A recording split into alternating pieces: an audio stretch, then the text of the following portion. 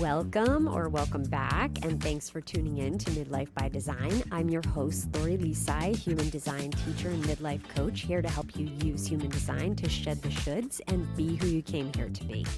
Today is the second part of a short series where I'm diving into the emotional solar plexus and specifically each of the emotional waves.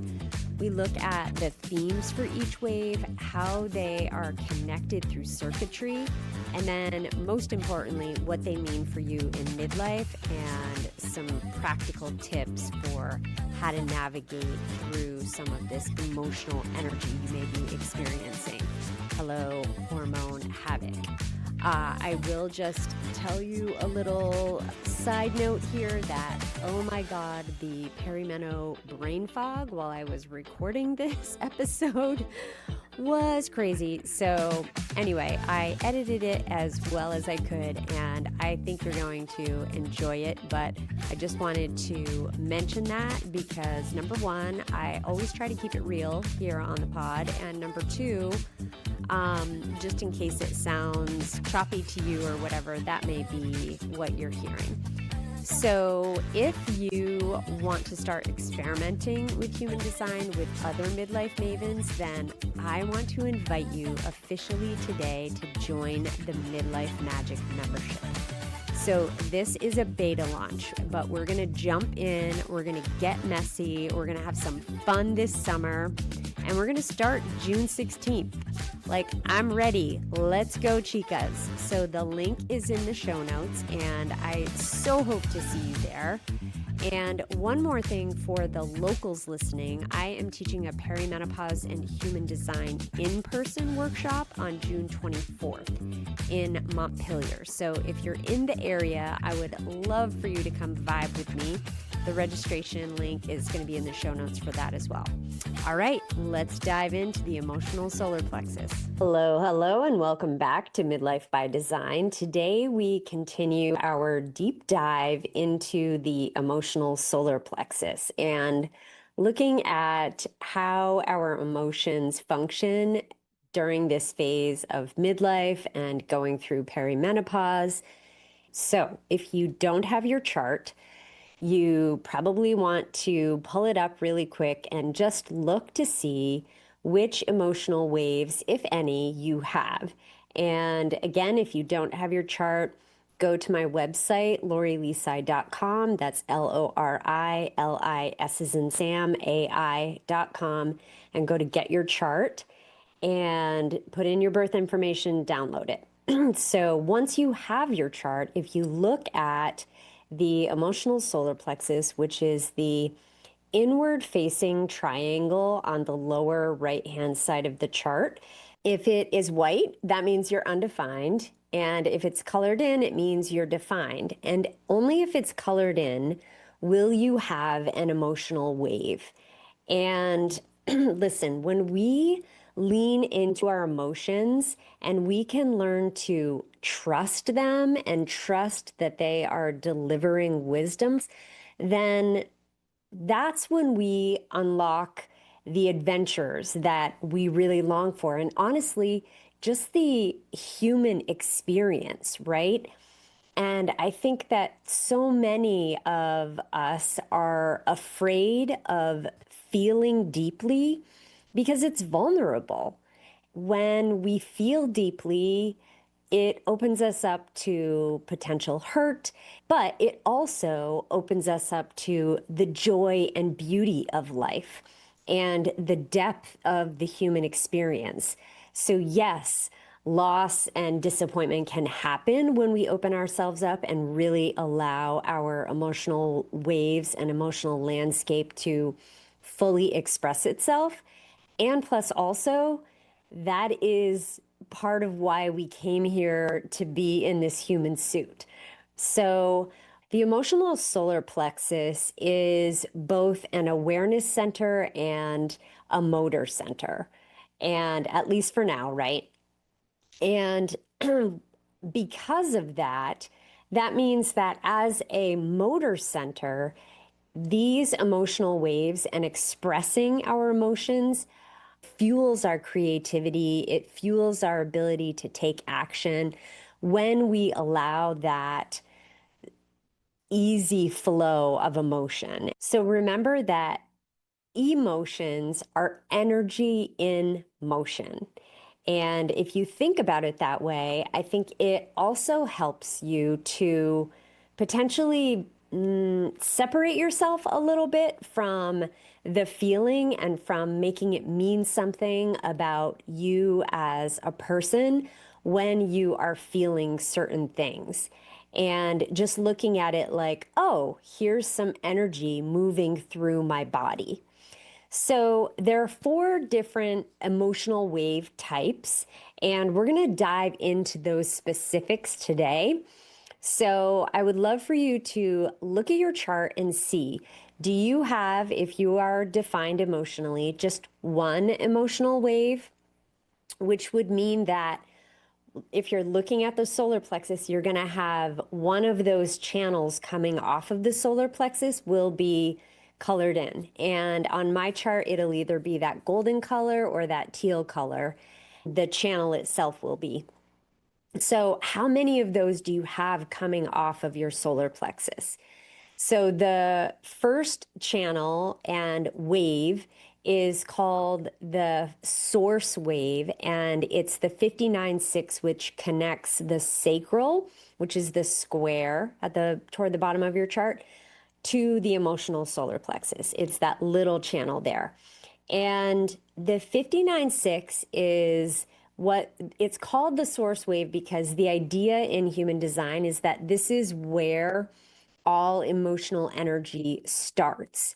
It's literally the source, and it kind of shoots over from the sacral to the emotional solar plexus. And then, I kind of picture it as lighting it up the solar plexus, and like all of the other channels get ignited.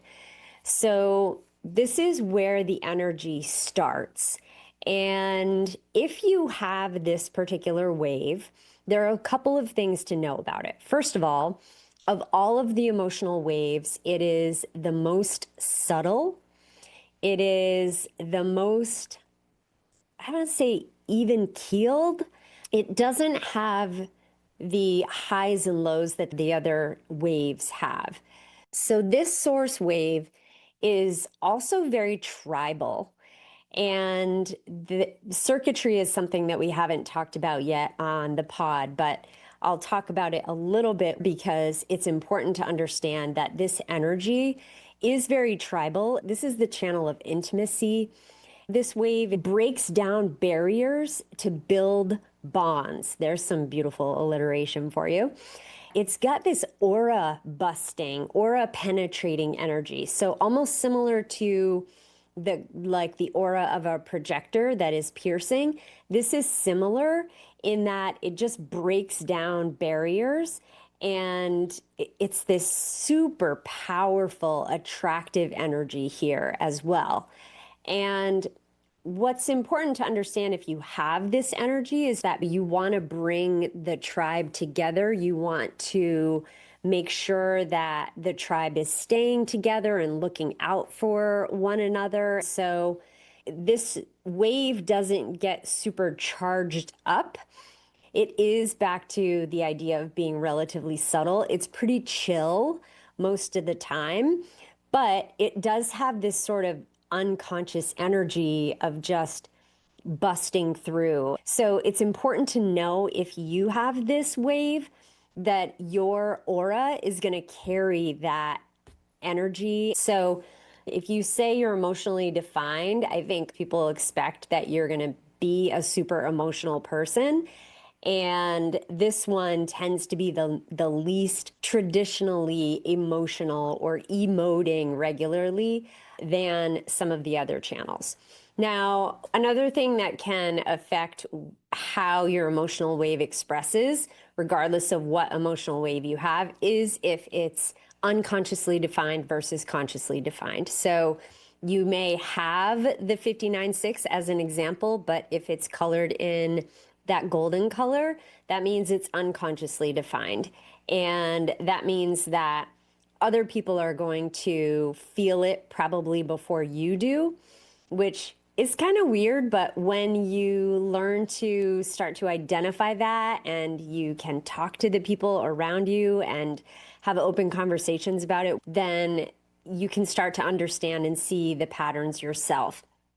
And if it's conscious, which means it would be that teal color, then you're more aware of it. You can feel it more clearly and it doesn't feel so intangible. The next waves that I want to talk about are also in the tribal circuit. And this is the 3740 channel, which is the solar plexus to the ego or heart center, which is the little triangle. And then the 1949, which is the solar plexus to the root, and the 59.6. So all of these are tribal channels, as I mentioned earlier. And those tribal channels, they're here to take care of the tribe. The purpose of this energy is about meeting the needs of the tribe, about providing support, about providing nourishment. And if you look at the chart, they're kind of like the inner channels. They're on the inside of the solar plexus, connecting to the other energy centers that are to the left of the emotional solar plexus. So, one important thing about this wave is that physical touch is really important to you. So, that is, I think, something important to note for not only you, but also for potentially a partner that you have, if you have a partner and they have one of these waves and physical touch is important to them, but not necessarily something important to you, then that's helpful to know so that you can try to meet those needs for them. So this wave, the way that it functions is it ratchets up over time and then it explodes. So there's like this slow climb where, for example, maybe there's something that's been annoying you or you have this unmet need and it's just continuing to bother you. Let's use touch as an example. You crave touch and your partner just never touches you, and that's just not the way they express their love. And so that might be super frustrating for you.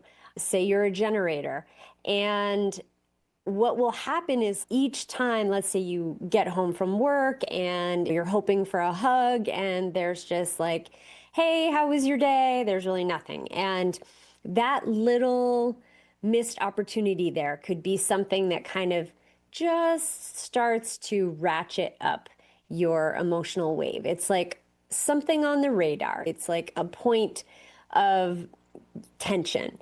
And another thing happens later on in the day that was another missed opportunity. Maybe before you go to bed, your partner rolls over and goes to sleep, and there's another missed opportunity. And then let's say that this becomes a pattern over and over again. And then suddenly it's like one small thing could happen. Maybe you've had a bad day and you walk in the door and you really fucking need a hug, and your partner is working and doesn't pay attention to you, and you just lose your shit. So that's how these waves function. And they're all based on whether you have your needs met or not. So I want you to think about this in the context of where you are in midlife. And have you been consistently diminishing your needs? Have you been putting others' needs in front of your own? This very well may be a time when you're seeing a lot of emotional wave crashes and you're feeling those, explosions, and they're happening more often. And this is one really great example of where I see the intersection of the mechanics of human design and how our energy works with the drop in estrogen and the decades-long crossroads that we're in during midlife and perimenopause.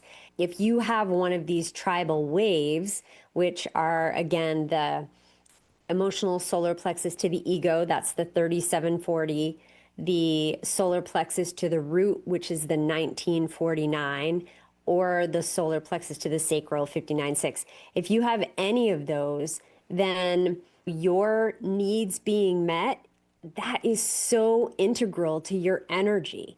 And if that hasn't been happening for you, and it hasn't been happening for years or decades, and you've been putting other people in front of yourself, like, this is the period where the shit hits the fan. So for you to understand, okay, I'm not being selfish. This is how my emotional wave functions. And these are my needs. This is what I need in order to feel safe and secure, which is important to the tribe and that tribal energy. And so, because I need this, I need to start advocating for myself. I need to start expressing that and letting people know this is what I need. Okay, let's talk about the individual waves. So, when I'm talking about individual, tribal, collective, that's all circuitry talk that I'm talking about. And it's basically these three different categories. So, we talked about tribal as that kind of family driven, small group. These are my homies. I need to make sure that they are cared for, including myself, and my needs are met. The individual waves are very, very different. This energy is more about expressing its individualism and the importance of just being itself, as weird as that may be. So, the individual waves are, if you're looking at the solar plexus, the waves in the middle. So it's the 1222 that connects the solar plexus to the throat. And then it's the 3955 that connects the solar plexus to the root. So those middle channels there. And the individual wave is rooted in mood and melancholy and creative tension. So, something that's really important to understand about this energy is that if you're not in the mood, it's nearly impossible to take action on something, at least in a way that feels aligned. And the other thing to understand about this wave is the melancholy, because there is most certainly a feeling of melancholy with this wave. It could feel like just this inexplicable sadness that feels like it comes out of nowhere, or this feeling of the need to withdraw and be just by yourself. This wave also has bursts of insight from the universe. So, what this wave looks like in terms of the emotions is that it's pretty even keeled with blips that go up and down. So, I think of the heart monitor, beep, beep, beep. It's like those little peaks. And then it's also the inverse. There are dips as well. So they go up and then they're even keeled on the flat line, and then they go down and then they come back to being even keeled, and then up and even keeled. So that's sort of how the emotional energy functions. And what I really want to encourage you to do, if you have one of these individual waves, is not to feel like you need to fix your sad. Instead, reframe it as part of your creative cycle, because oftentimes when you're feeling this sadness, it's that you want to retreat, you want to withdraw and be by yourself. And the time alone is what can actually be the key to allowing this energy to really work through you. It lets you process the sadness, reframe it as part of just this energetic reset. And then I invite you, if you're in this phase of sadness, to create something that's just for you. Do something just for the hell of it, just because it brings you to your signature. If you're a manifestor, it brings you peace. If you're a generator type, it brings you satisfaction. If you're a reflector, it brings you surprise or delight. And if you're a projector, it makes you feel some degree of success. And don't force anything if you're not in the mood to do it. If you're not in the mood, just fucking say no. And then I wanted to offer some energetic hygiene for this set of waves, the individual waves. Music can be so soothing. It is such a great tool to use for the emotional individual wave. So, highly recommend that you have a playlist to go to, or 10 or 20, or putting on some music and dancing around or moving your body. Those are great ways to process this energy. This energy, the individual waves, can feel bipolar. There's definitely this kind of manic depressive potential to this wave. And that's, again, that sadness that can happen. And then on the flip side, you get these beautiful peaks. So just understanding that the individual energy that is the flavor of these waves here can already make you feel weird because it's so individual, like people don't get you. But it's so important to understand is that there's nothing wrong with you. It's just this is how your wave functions. And remember, we all chose the designs that we came in with. Remembering that is empowering because we can then say, okay, I came here to feel this sadness. Some questions I would love for you to ask yourself in regards to being in midlife when you have this wave are, you questioning why you're so sad? If you're struggling with depression, I want to just say an important caveat here to seek help because HRT can be super helpful. Therapy, of course, can be helpful. Seeking out the help of a professional can really help you to find new tools to process the energy of this wave. And plus, also, just remembering that if you have this wave and you have bouts of sadness and think, oh, I'm just such a Debbie Downer, then just consider that maybe this is just part of your creative cycle. Maybe sadness could be your portal into time alone to collect your thoughts, to reflect, and then to move into the next phase. Remember, it's just an emotion. It doesn't have to define you. Okay, let's talk about the collective waves. So these are going to be on the outside of the emotional solar plexus. So we've got the 3635, which is the solar plexus to the throat. And then we have the 4130, which is the solar plexus to the root. And the collective energy is focused on the globe, humanity kind of idea. These two waves have the themes of fantasy, desire, and experience. And they are driven by big emotional highs and dramatic crashes. So it can feel like restlessness or impulsiveness if you feel like you're like missing out on something or that there's this desire, I need it now, because there's always this underlying like big dreams or excitement about possibility, and they want to experience that. And what can happen is that this wave bottoms out when expectations and desires are not fulfilled. So if there is a word to remember as a theme for these, it would be expectations. Because the key to surviving and thriving with these waves is to release expectations. And listen, I have the 4130.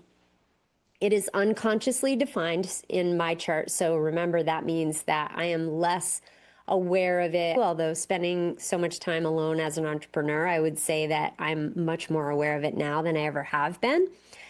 And when I think about releasing expectations being the key to this wave, I just think, what? I don't know how to do that. And so that is one thing that I am still working on for sure. And it's about understanding that expectations for us with this energy naturally happen. I don't even realize I expected something until I am disappointed. And sometimes, if I have really big expectations for something, then I'm able to identify with it. But If it's something smaller, then I oftentimes don't even realize it until it's in retrospect. The thing about this wave is what's different is if you're graphing it out, again, it looks more like a mountain range. It's like up, down, up, down. It's good to know that if you are in this set of waves, for example, that clarity can be a lot harder to come by because you're always at some point on that peak or valley, you know? And so understanding that you really want to feel through things over time to have a good sense of what's right for you. And in midlife, what I want to invite you to consider is when have you made decisions based on expectations? And how often have you been deeply disappointed because of that? And then after considering that, I invite you to contemplate whether the experience was still worth it. And if you had waited potentially a little longer and hadn't made the decision, would that have helped? Would that have hindered? I mean, you know, hindsight is 2020, but I think looking back at your experience around decision making when you have an emotional authority, which everyone who has an emotional wave has emotional authority, looking back and understanding when you made a decision and whether it was fueled by being in the height of emotion is so helpful to you understanding your decision making process. When you made that decision, for example, super high on the excitement of something, when you said yes to it, how did that work out for you? You know, did it work out for you? And just collecting evidence for yourself to understand how it has played out in your life, I think is a super useful experience. Okay, let's talk about the undefined emotional solar plexus. So if your solar plexus is white, then that means that you feel everybody else's wave and, wait for it, you amplify it. Yes, that's right. So if you are around some crazy bitch like myself who has the collective wave and I'm all high and excited, then you are going to be totally drunk on my fun ass energy and just vibing. And then if you're around me when my wave crashes, you're going to feel like death warmed over. It's going to be like the worst emotional depths you've ever felt. And so, what is key for you is not making this mean anything about who you are. For you, having an undefined emotional solar plexus can feel like you are in constant emotional overwhelm. You can have anxiety without there seeming to be a cause. You can have crazy mood swings without there seeming to be a cause. Anything that's related to your mood and your emotions is likely because you are taking on other people's emotions. So the beauty of that is that you are here to truly be an empath. Now, there are other centers that create the experience of empathy as well, but as an undefined or open emotional solar plexus, you are highly, highly empathetic to how people feel. And you can also see and understand emotional wellness in others. You just have that sense. You can sense how somebody is feeling without them saying anything. They don't have to express it to you in words. You can feel it. And you're also able to reflect those emotions back to defined solar plexuses. And I think this can be a beautiful exchange as long as you both understand the mechanics of what's happening there. You are so unlimited in the emotions that you can experience from others, which is super cool. So, what I would love for you to consider in midlife about having an undefined or open solar plexus is how often have you made your emotions mean something about you? And can you consider the people that you live with, especially who are around you? Are they defined emotionally? And how do you feel around them? That's important. And it's okay for you to take stock of that. And I think it's also really important for you to understand how to have a really strong energetic hygiene practice. And what I mean is this idea of a return to sender ritual, where you get yourself in a space where you're totally alone. So you're not in anybody else's aura, and you're getting rid of, shedding all of that emotional baggage that you may feel. And one thing I wanted to mention here is that if you're undefined emotionally, it doesn't mean that you don't have your own feelings. Of course, you have your own feelings. The thing is, you're taking on and amplifying other people's emotions and that energy. So you have to discern. And it's really important for you to get yourself alone so that you can understand what's yours and what is not yours. So I love journaling as a way to filter through what's mine and what's not mine. And, or if you don't like writing, you could talk it out, go for a walk and just talk about it by yourself. Because I think that using some of those practices is so important for you with the undefined solar plexus to gain awareness of the fact that you are, by design, pretty even keeled. It's when you're around other people that you might experience those super highs or those super lows. So, a couple of more energetic hygiene practices for the emotional solar plexus, because these can be super helpful regardless of the definition that you have in your solar plexus. One is using a wave tracker and noting your highs, your lows, your neutral points across a period of time. You know, do it for a week, do it for a month. See what your wave looks like. And if you're unconsciously defined and you're not quite sure, look at things like your energy level, because remember, your solar plexus is a motor. So it's giving you that energy to take action, to do, to move that emotion through your body, energy in motion. And so if you're feeling really tired, you're probably on a low of your wave. And it would be interesting, if you're still bleeding, for you to also track how does that coincide with your bleed cycle.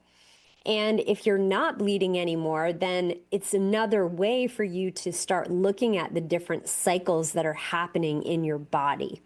So I have a wave tracker in the perimenopause energy blueprint, which is the paid report that I have available. I'll put the link in the show notes. It gives you so much information, and it has a couple of really cool tools like this one in the back to help you keep track and start to notice the different important things going on in your body in this phase of life. So I would love for you to use a wave tracker if you have one of the emotional waves. Another thing that is a simple practice you can do first thing that you wake up in the morning is to body scan. And or if you're experiencing strong emotions, then doing a quick body scan, like, holy shit, where am I feeling this? Is my gut in knots right now? Is my heart feeling super tight? Am I shaking? These are all ways that your body is trying to process this energy. And just noticing what is happening in your body to help you process this energy, and then taking action on it. Moving is such a good way to process energy. And especially if you have an unconscious emotional wave, I think movement can be so helpful for you to move that energy, because you don't necessarily walk around every day crying, or you're not necessarily emoting outwardly, but if you're moving, then you are moving that energy.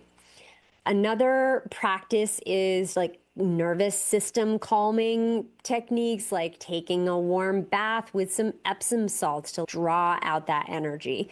Trying EFT tapping, emotional freedom technique. Tapping is a great way to reset your nervous system. And then even taking a walk outside, barefoot preferably if the season allows, and grounding yourself and giving all of that energy back to Mother Nature, who takes it and processes it and turns it into gold, as we know. Another emotional hygiene technique is visualization after you have emotional clarity. So using that clear yes, when you're feeling clear on something, when you're feeling good. And listen, when I talked about the collective wave, I said, look, clarity can be hard to come by, but that doesn't mean that it never comes. It does come. And when you have a clear yes, using that for scripting. So using that to write out things that you want to come to fruition in your life and writing them as if they're in the present tense. This is a beautiful way to process some of that energy. Your mantra, if you have an emotional wave, is I feel, I wait, I create. So there you go. All right. So this is the kind of work that we are going to be doing in the Midlife Magic membership. I am so freaking excited for this membership. It has been on my mind, on my heart for such a long time now, years, honestly. I did all this work last year and ultimately decided not to launch it. And this year, I'm just feeling the pull so strongly. And I am excited about having a community of women who are in midlife, who are making their way through this crossroads, through all of the crossroads, through the transitions, through the physical symptoms of perimenopause and menopause and our bodies changing, and working on deconditioning together, working on shedding those shoulds, and working on creating a path forward that feels more like us, that feels more aligned. And that is the purpose behind the Midlife Magic membership. So I'm doing a beta launch this summer. We're going to start on June 16th.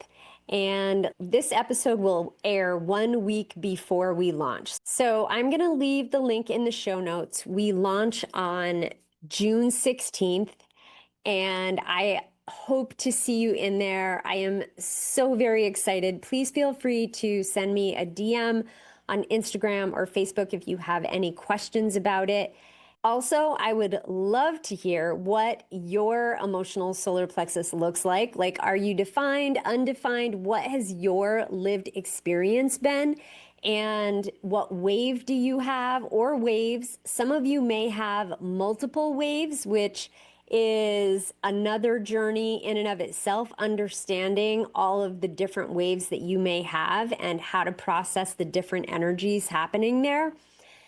So I would love to hear about your lived experience, and that is part of what we will be doing inside the membership as well. And for me, it has been so helpful in my own learning of human design to understand how human design looks when it's lived in the lived experience. It's helped to solidify the concepts in my brain, in my perimenopause brain, and it's helped me to develop such empathy and also such fucking inspiration for how amazing we are as humans. And especially the women that I seem to call in are just literally some of the most beautiful human beings on this planet. So that includes you if you are listening to this podcast. Thank you so much for being here.